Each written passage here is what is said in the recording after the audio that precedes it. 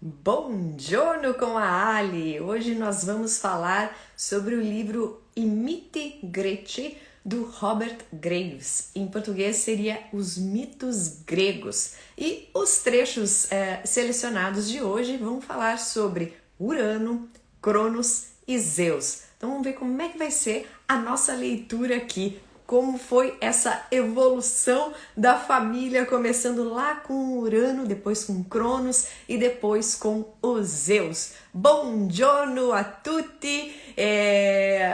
Foi muito legal o nosso encontro de ontem. Quem perdeu está ali nos vídeos. Hoje a Ali, no Buongiorno com a Ali, coloca aqui o óculos, porque já que estamos lendo, eu na leitura preciso de óculos. Ontem à noite eu me esforcei para enxergar as perguntas de vocês. Então hoje a gente vai ler os trechos do livro Os Mitos Gregos, do Robert Graves, que é esse livro aqui. Vou mostrar para vocês o meu livrinho aqui. É este livro aqui, certo? Eu já coloquei os trechos dele no sábado no Instagram. Então, lembrando como que funciona aqui o nosso Buongiorno com a Ali, porque hoje é só o segundo Buongiorno com a Ali. Toda semana eu coloco trechos de livros que ou eu estou lendo ou que eu já li, selecionados para falar de algum assunto específico. E depois, no sábado, eu coloco todos os trechos da semana para vocês e na terça-feira, às 8h08 do horário de Brasília, a gente faz aqui uma leitura com explicação. Então essa é a ideia e hoje nós vamos falar sobre dois pedaços do livro, que é esse capítulo, esse trecho 6, que ele chama 6, e o trecho 7, que fala sobre a castração de Urano e sobre o Cronos, que foi destronado. Então, quero dar boas-vindas aqui para quem é novo no Buongiorno com a Ali. Ainda o Buongiorno é novo. Quero dar outro recado, que amanhã nós temos uma nova live com a astróloga Nina, ao 12h08 do horário de Brasília. E nós vamos falar sobre o signo de Capricórnio, mito e astrologia. Vamos ver como é que vai ser essa live. Eu tô curiosíssima. Já convido vocês que estão aqui no Buongiorno com a Ali e vamos para a nossa leitura. Então, como normalmente a gente faz aqui, eu travo os comentários e depois eu volto no final para as perguntas. Hoje eu vou tentar usar aqui com vocês a caixinha de perguntas que tem ali embaixo, as perguntas que eu nunca usei, mas vamos testar hoje. Afinal de contas, se tem esse recurso, vamos testá-lo, certo? Então eu preparei aqui alguns trechos em imagens para ficar mais fácil para vocês e a gente vai fazer essa leitura. Aqui, ó, tem Buongiorno, tem Bonjour, aqui temos praticamente todas as línguas, né? Maria Adélia, adoro francês também. Bom, vamos fechar aqui os comentários e já já eu volto. Então, o nosso trecho escolhido dessa vez foi para contar a história de como aconteceu a sucessão no mundo dos deuses até chegar com os Zeus virando o Deus dos céus e de todas as áreas superiores. O nosso primeiro trecho, vamos colocar aqui, o nosso primeiro trecho é esse daqui, que ele fala que Urano gerou os titãs da Mãe Terra depois de mandar os ciclopes, seus filhos rebeldes. Os ciclopes são aqueles gigantes com um olho só no meio da testa, para o remoto Tártaro. Tártaro era o mundo inferior, um lugar sinistro, tão longe da Terra quanto a Terra está do céu. É um lugar lá, um buraco profundo, é o Tártaro. E Urano, então, jogou os ciclopes lá no Tártaro. Para se vingar, a Mãe Terra, que aqui no caso a gente leia-se Gaia, ela induziu os titãs, que é já um novo ciclo de filhos entre Urano e Gaia, induziu os titãs a atacar o pai. E assim eles fizeram, liderados por Cronos, que era o mais jovem desses titãs e muito ligado à mãe. Então, o mais jovem armou tudo para atacar o próprio pai, o Urano. E a Gaia, ou a Mãe Terra, aqui no caso do texto do Robert Graves, vai dar uma foice de pedra. Essa foice de pedra, nós não temos certeza sobre qual era o material dessa foice. É muito provável que essa pedra, eles se referissem ao diamante, porque é uma pedra muito dura e que seria capaz de fazer o que o Cronos e os irmãos vão fazer agora. Então, o Cronos, com a sua foice,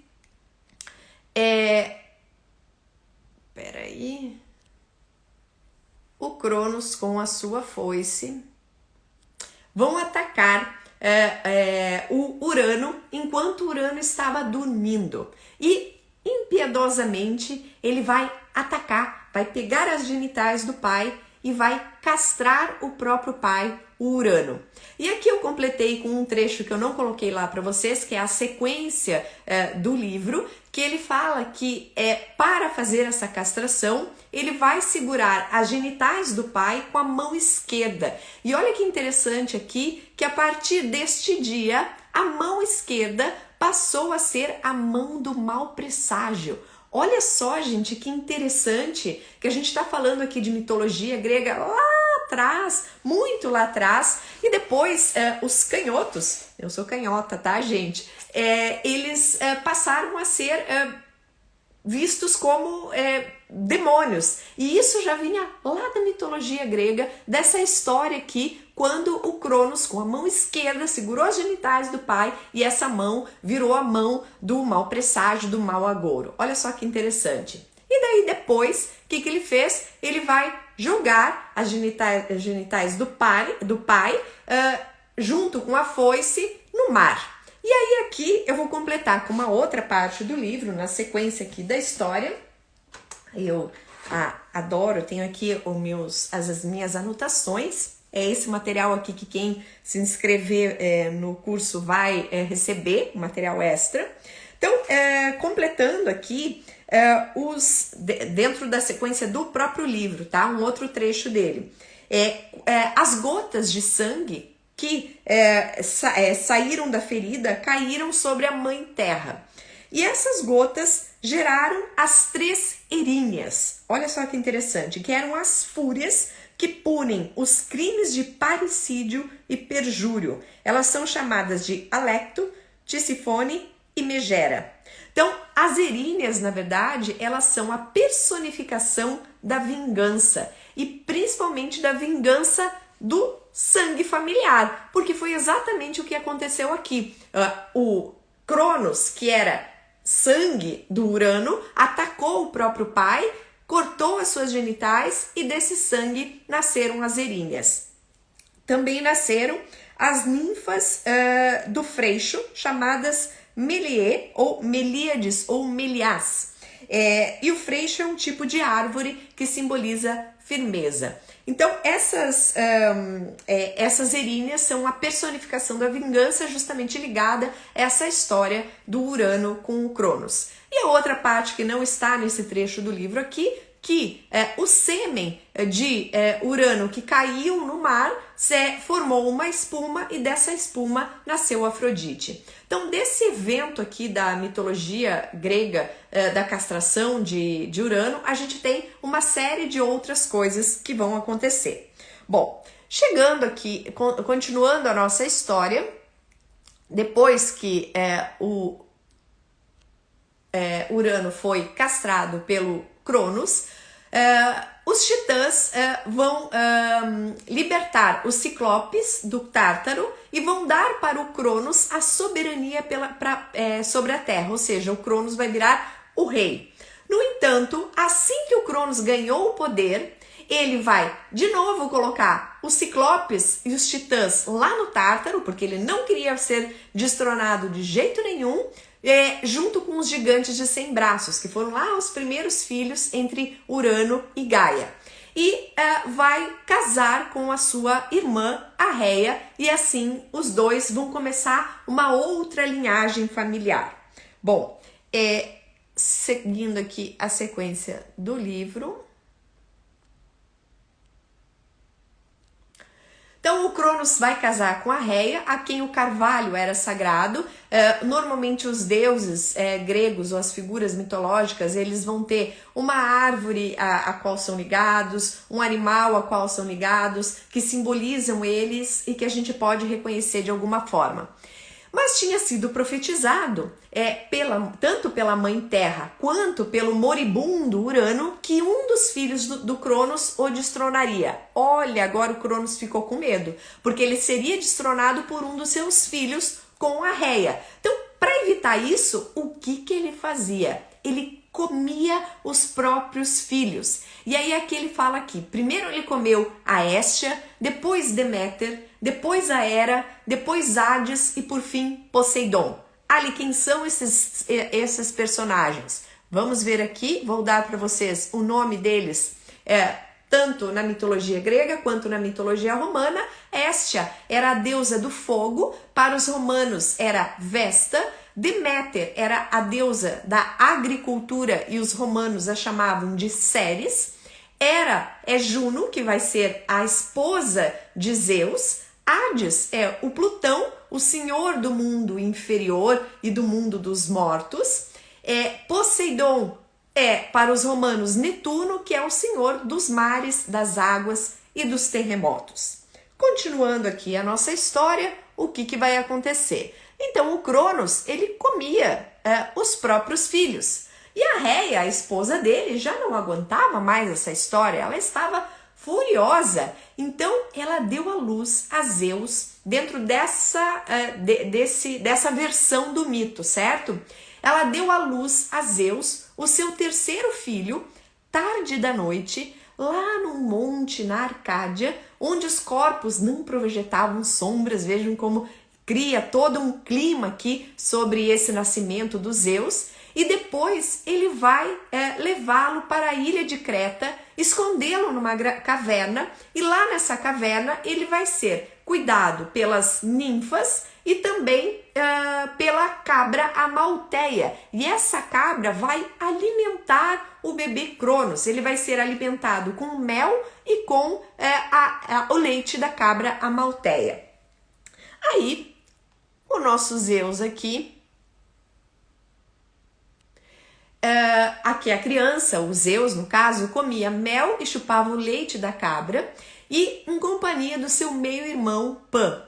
E o Zeus ficou tão grato às três ninfas, as ninfas que estavam cuidando dele ali, pela bondade de cuidar dele enquanto o pai queria comê-lo, queria engoli-lo, que ele resolveu transformá-las na constelação de Capricórnio, transformar a imagem da Almateia, da cabra Almateia, na constelação de Capricórnio em agradecimento às ninfas e à cabra.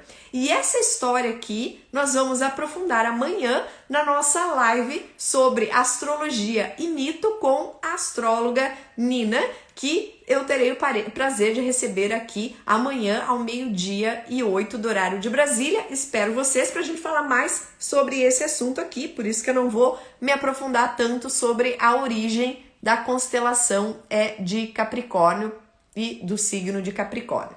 Então, Zeus, pegou os chifres e eles eram tão grandes que pareciam chifres de vaca, os chifres da cabra Amalteia, e deu às filhas de Meliceu.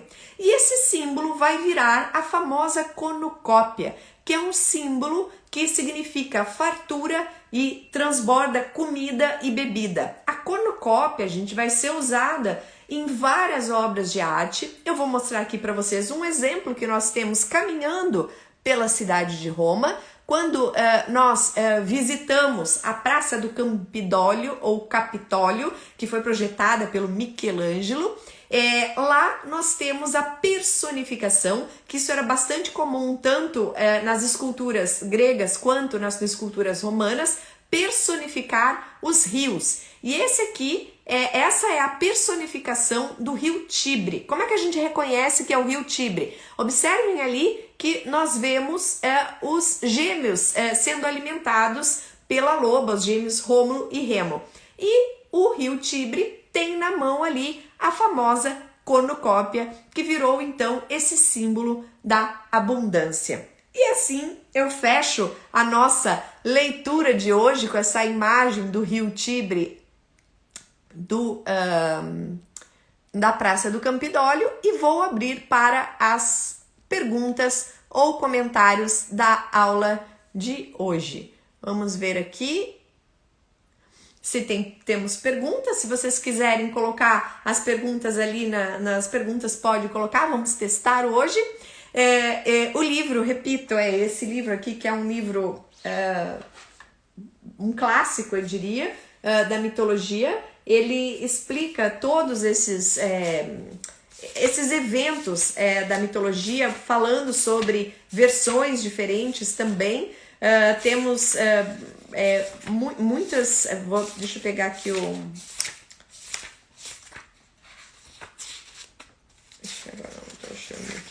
queria pegar para mostrar para vocês mais ou menos todos os capítulos, mas ele fala de tudo aqui, fala de Hércules, Heracles para os gregos, fala de todos os personagens praticamente da mitologia grega, contando o desenvolvimento da história deles. Perguntas sobre a nossa leitura de hoje. A nossa leitura dura em torno de 15 minutos. Eu queria convidá-los então para amanhã participar dessa live com a astróloga Nina para aprofundarmos a questão do signo de Capricórnio, da constelação de Capricórnio, junto com um mito aqui que nós já começamos a falar hoje. Dúvidas? Ninguém tem dúvidas? Hoje vocês estão... obrigada, muito boa leitura. Então é isso, gente. Agradeço a presença de vocês. Tenham um ótimo dia e amanhã a gente se encontra novamente ao 12:08 do horário de Brasília. Sim, Júcia, na manhã capricornianas de plantão. Grande beijo para vocês e um ótimo dia.